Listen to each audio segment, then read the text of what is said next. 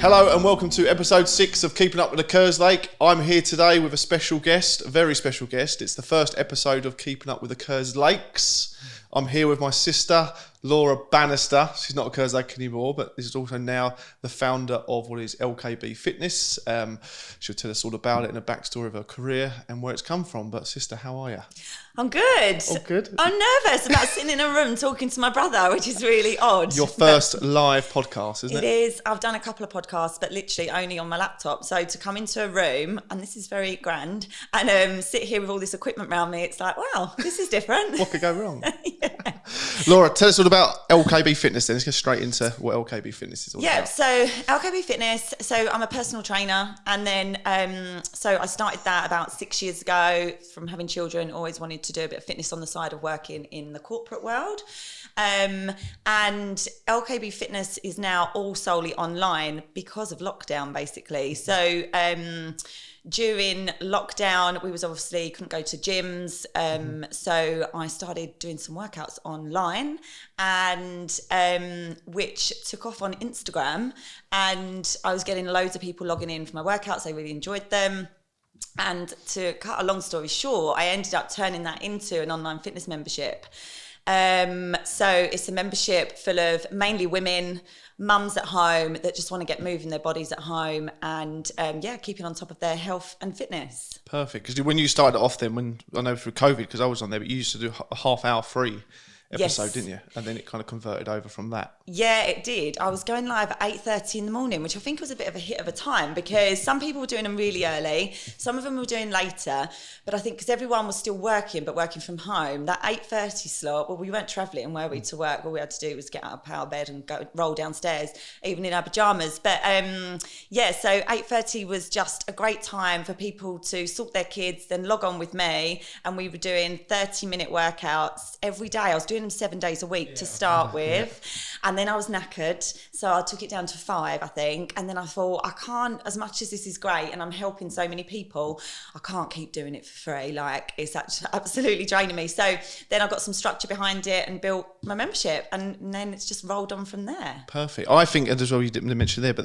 the massive thing I used to watch it, because some of us are critical workers keeping this country moving, and but you used to do the 15 minutes before as well, didn't you? So business would come on, didn't you? You know what? It's so nice of you to remind me of this, because I actually, you have to remind yourself of how far you've come and like what you did to get there. And it makes me think maybe I'll go back to doing that, because I was bringing on all different people before I went live. I just randomly thought someone accidentally requested to go live with me one day.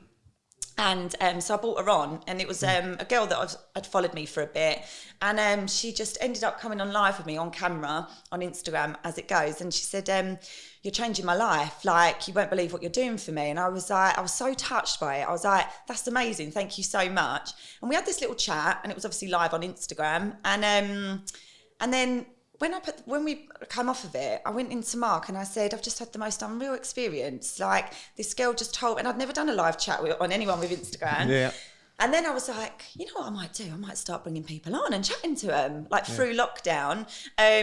Because people are in a bad space, and what's the best thing you can do is connect with people and chat and talk, as we know. So I did. I started bringing people on, and I started kind of digging into the fitness industry and finding a few people that some I already knew, some I didn't. Yeah. And I approached and said, do you fancy coming on and just having a 10-minute chat? I'm running these workouts, but I'm actually finding that people are logging on and really interested in just listening to conversations.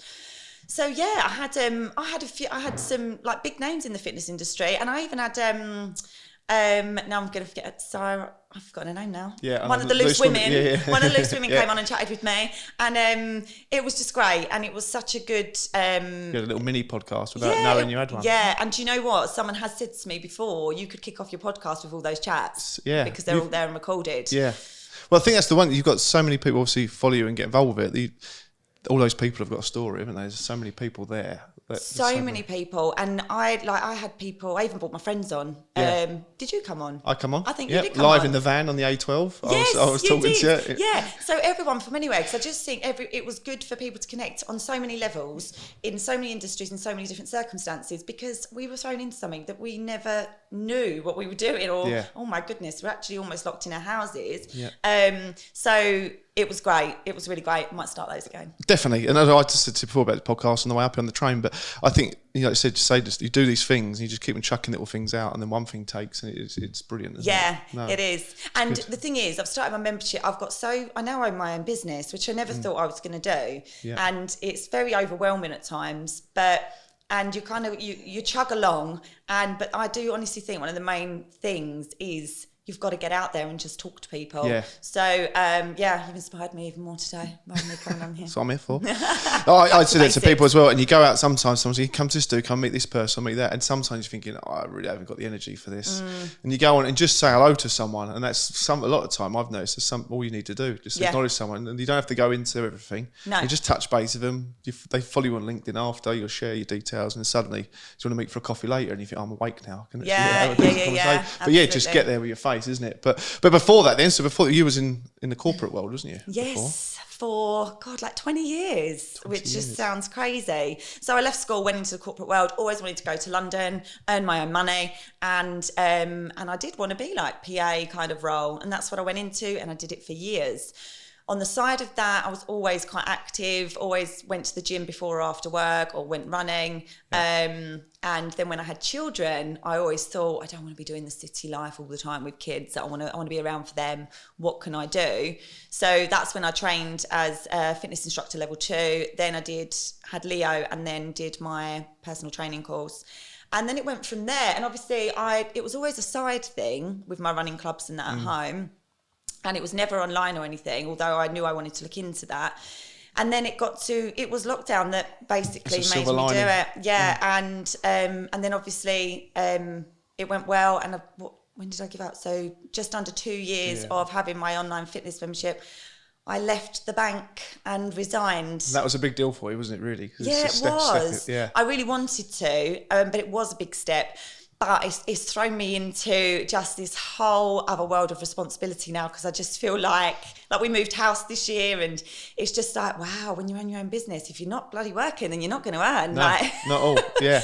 I'm used to having a big corporate bank behind me. Yeah, I think the hardest thing is probably what you've done, isn't it? Taking that step. I imagine there's so many people, and there is so many people who say, I can't make that step. I think there's just a few things online. You see people talking, I really want to do this, but they haven't got 100%, that. And I get it, because I'm a confident person, and I even have doubts in myself all the time. Yeah. Like, I'm sure you do, like running your 100%. Stuff, always, no matter what you think you're doing, but at the same time, you always want to do well. You want to succeed in everything you do, and there's no option of giving up. So you've got to find that peace in your mind that everything's going to be all right. It's not all going to come at once. Yeah. But I get why it stops people, but they just got to believe in themselves. Yeah, because I get that as well. Lauren says to me, like, you don't worry about things in a way I don't. I'm like, what will be, will be. Like, it'll work itself out. You're calmer than me, to be fair, I think. You're a bit more laid back than me. Yeah, you're a bit more dad. Yeah, I've got more dad in me, unfortunately. Yeah, to say that we're from a family, the Kerslakes, I suppose, isn't it? But we're from a loud family, shall we say. We've got a rowdy father who's good fun. But he's a key part of this now. He's our support driver. He's on all the videos. You should bring him on. Yeah, I'm going to have to, especially with his history of London. And I was thinking about this, because like when I think, oh, why am I so into fitness, and why, has it been inbuilt in me? And it's funny, because when we were younger, I always think, obviously, and Dad will love this, Dad was obviously in the TA, and we know that he used to run so many miles in his army boots with his backpack on. And but at the same time, Mum used to be up and at 7 o'clock was doing aerobics in the living room. Yeah. And now that's me. And that's what my kids are seeing. 100%. I see that in yourself. Even remember Mum sort of, before Sky Sports, wasn't it? She had all the videos. What's the one she listens to now? The guy, I can hear him screaming at us now. So what the name is, but but that was it, wasn't it? Her first memories were Mum would always be downstairs in the morning on the mat doing literally all the in front of the TV. Yeah, well, it's funny how that world of, I suppose years later you'd have thought that was an old-fashioned world, but that is the thing. People are dancing through lockdown. People are dancing in front of their phones. Or doing aerobics. I know. It's hilarious, and I've done a few posts in the past about I'm a massive advocate for our children.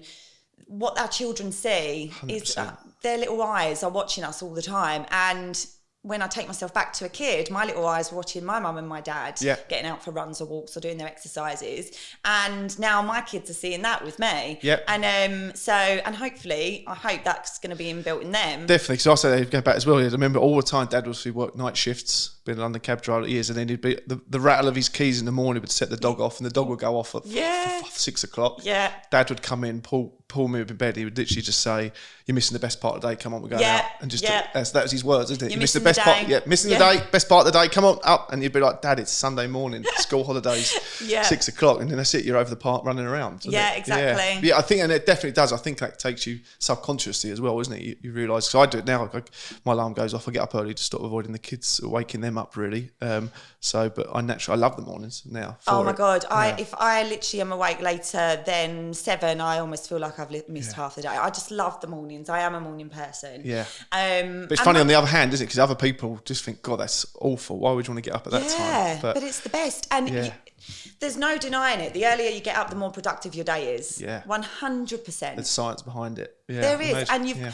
And obviously the earlier you get up, the earlier you start going to bed. And then what? You get more sleep. And then what? You feel better. And then winner. And then so is there a lot in obviously with the world that you're working in now, diet is the fitness is one thing, isn't it? But diet's probably even bigger, isn't it, in terms of exercise? Yeah, it is. So I'm not by any means qualified in nutrition, but food interests me, and with being a personal trainer, obviously we touch on food and recipes and macronutrients and everything within my membership. But there is a whole thing with nutrition with me is I love food and I will eat pretty much everything and anything. But I know, because I eat pretty much everything and anything, I know how good it feels when you eat the good stuff. Yeah. And you're going to have times when you're hungover, maybe. And, there's plenty of times I'm hungover and you want to eat the worst stuff. And then what happens? You don't feel great. You crave more sugar. You have terrible sleep. So I'm big on have what you enjoy, but have control over what you're doing. Because so often people go through their day, they take no notice. They've just got so many habits that they're not taking control of. And so that's what I try and bring into my membership, like taking control of your energy intake. And I try and teach them that rather than them go to somewhere like bigger brands where you get weighed weekly and things like that. Well, that's what I like. And I've always liked the way that you do as well. And I've seen about that.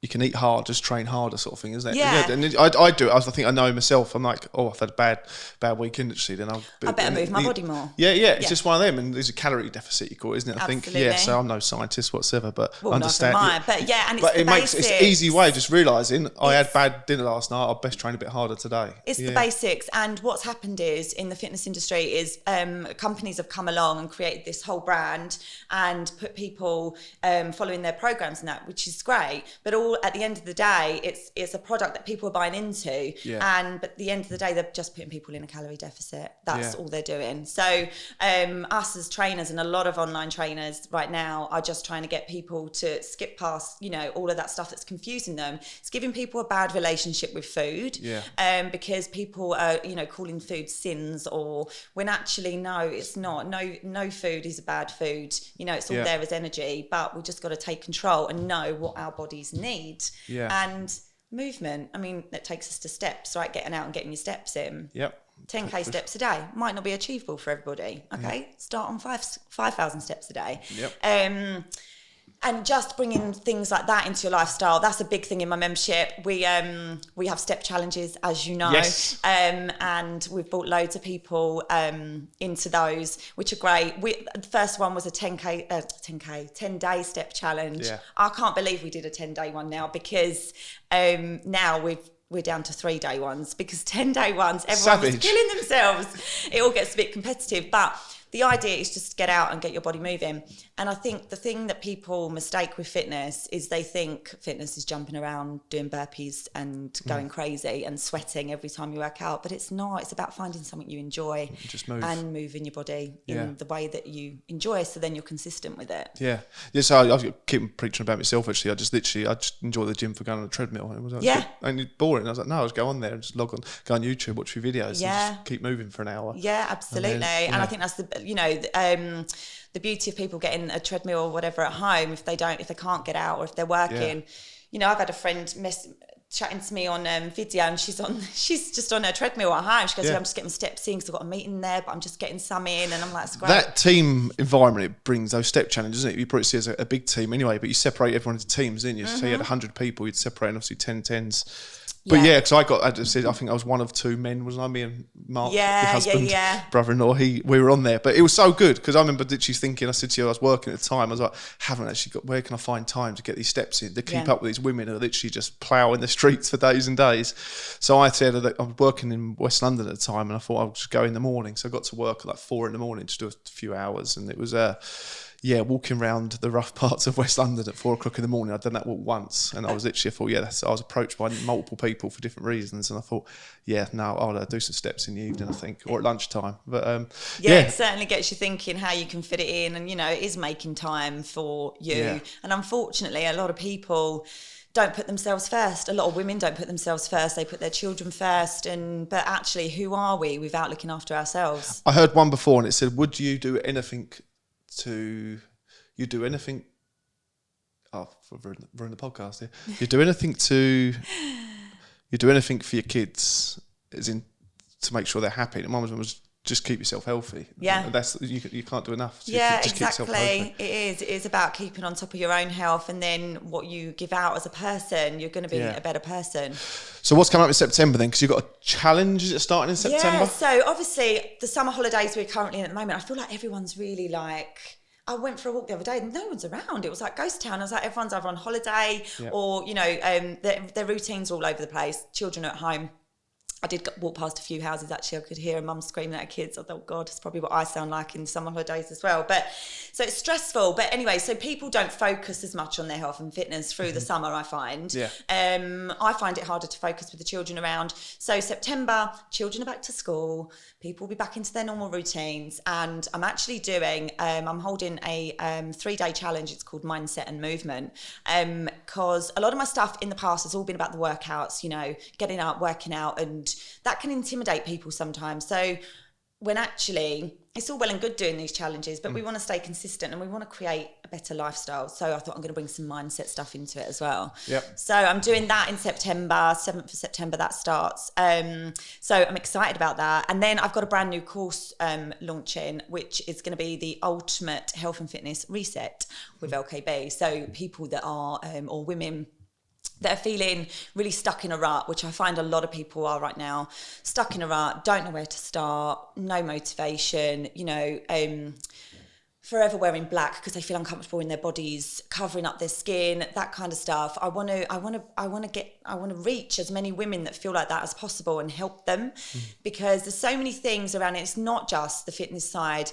We need to talk hormones, we need to talk stress, we need to talk habits, routine. And so this course is all about that. It's a 12-week course and I'm excited to bring it, but it's new. And obviously I've got all mind monkeys going on all the time because it's just a new thing I'm bringing. That. And then I've got my fitness and wellness retreat again next year, which was a huge success this year. And I've got it again next year. So where is the wellness retreat? That is in Essex at a location called Vaulty Manor. Yep. It's a stunning venue out in the middle of nowhere, near OC in Essex, and it was an absolute hit this year. I said I'd never do it. Yeah, it's your way.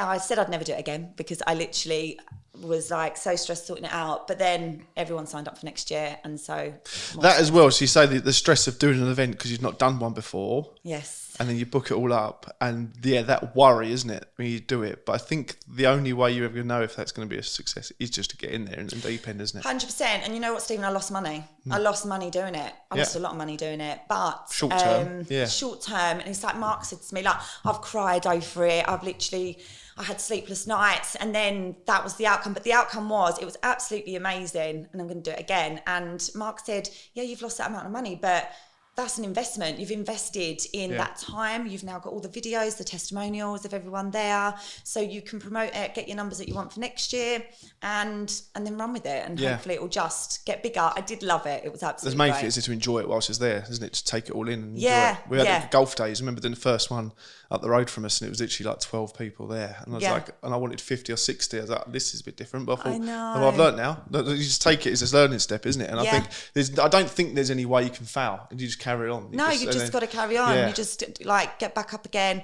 And at the end of the day, when you're doing events with people, these are human beings, right? Yeah. And they're friends and they're people you've built relationships with, and they value what we're doing so much. That's why they're there. Yeah. And they like us. And when you bring those people together, everyone's like-minded. Mm-hmm. Everyone's found somewhere that actually they feel safe and they absolutely love it. And then that can only... It's only a good thing, isn't it? So. Yeah. With that, going over to the construction world, you've obviously come over to our events a few times. Yes. Construction sport treks. You've done one, two, quite a few. I've done a few, but we've done them together, linked in with LKB as well. I've taken all the LKB ladies out. There's 40 odd women and myself walking through the fields in the morning. Yes. It was brilliant actually, because what I like with that is obviously because all those women, if some of them are in construction world, but they're all related to or know someone in construction. I to know. my way. Everybody's part of the construction network to us, or if just giving my story of what kind of people to help understand construction, so when they know they've got a plumber or a bricklayer who's a family member, there's a little bit more of they understand what it's like for us. But how did you find the walks? Because the biggest one we done through London was funny, wasn't it? It's supposed to be a marathon and it worked out. Oh my God, we all were literally cursing you by the end of that. It's supposed to be to a marathon. We got to 30 miles, I think, didn't we? So then we're all like, we've done an ultra marathon. Yeah, so mindset. Yeah, so that's what I said literally. So it's a marathon. I think we were supposed to finish at Tower Bridge, and the marathon distance come up on the clock at Battersea Power Station or something like that. I was like, we've got a few miles to go yet, and we're supposed to be finished. And but that was good. It's now officially titled Kerslake Tax. Like if you're going to, I've called it Kerslake Tax. If you're basically going to a walk with us, you're going to do an extra bit, but you just have to prepare. Okay. So the event, do tax on top of it. So you just go on them. So we've done it the week. It's supposed to be 35 miles, and it was 40. So I love your walks, and I think if anyone gets the opportunity to go on them, and I know you always offer out the opportunity for people, the more on board, the better. I think it's great. And I think what people underestimate going for a walk. Yeah, definitely. And so when you get together with people and go for a walk, it's even better. And what I love about them is you're thrown in with a mixture of people you don't really know. So you might feel a little bit nervous at the beginning or whatever, but then you just start walking and talking. And then as it goes on, you end up walking and talking with everyone else, don't you? It's really good. And then you hear everyone's story. Like the last one I went on, there was one of your ladies was lovely, and she'd worked on, she was a 999 call operator. Yeah. So like that chat was just like blew my mind, and she was so young, and so it's just you just meet people, connect, and it's great, and it's all for good cause, obviously. Yeah, and you look at even the last walks, it does, and it wipes people of titles. I would say the walks, they've got the most senior people in the industry coming on them, alongside a guy who's just literally joined on the ground 2 weeks ago. Yeah, and they're walking along side by side. It's just two blokes or two guys and girls as friends. That literally it's just like associates. They just got talking, and on building sites, and I know it for sure, in offices, those people don't talk. There is literally this, I'm not going to show my hands to him sort of thing, because I'll probably get laid off or something next week. It's almost a fear to talk to people too senior, but they literally just wipe the slate with any kind of, what's the word? Yeah, kind of any title, I suppose. But no, it's brilliant. So we've got a number of them coming up. We're going to have to do another one for the girls, I suppose, at some point. Yeah, we will actually. Yeah. In fact, I might have a challenge coming up, a 6-week challenge in October. So part of it could be, we could throw a walk in, couldn't we? Yeah, definitely throw one in. But so what is it like being the brother of a construction worker? Spectacular, obviously, but what else? Of course. Well, you did, well, initially, when you was on the tools, I got my garden done, so that was good. It's great, and what I love about it is we're kind of both on a journey together. Yeah. It's funny because it's almost like you've got your thing going on, I've got my thing going on, and we're connecting with it, even with like your world and then my members and everything. So I love it, and I think it's important to connect with a charity. I've got my brother that now runs one, so that's great. And I think it's so important. I'm a massive a cheerleader for anyone helping people with their mental health. I think it's so important, and like you say, in construction, it's probably one of the biggest. So I think it's absolutely awesome. I'm always up for getting involved in your events and stuff. I remember probably 10 years ago, I remember you saying about doing the personal training. You want to do it one-on-one with people, and you were going to go and do the course. And I remember always thinking I'd love to do something in that world, sport-wise. And now 10 years later, you've got your successful business going and construction sports going, and we're both in the sports world. I know, exactly. Yeah, but perfect. Well, on that note, sister, we'll call it a day. But thank you very much for coming in. Thanks for having me. Thanks for coming on the train. My train buddy, but you're going to go and leave me soon. But I am. That is LKB Fitness. Where can we find you, Laura? Where's the best place for you? Instagram is probably the best one, which is at LKB Fitness, LKB.fitness. I've just joined LinkedIn. Don't know what I'm doing. And then LKB Fitness on Facebook as well. Oh, and TikTok. You've been stalking people on LinkedIn all this morning, not realising that everyone knows you. I just don't know what I'm doing on there. But get over, we'll put all the tags and all that in with this video and this clip and that. This will be over on YouTube. But thank you very much. On to episode 7 of Keeping Up with the Kerslake. Take care.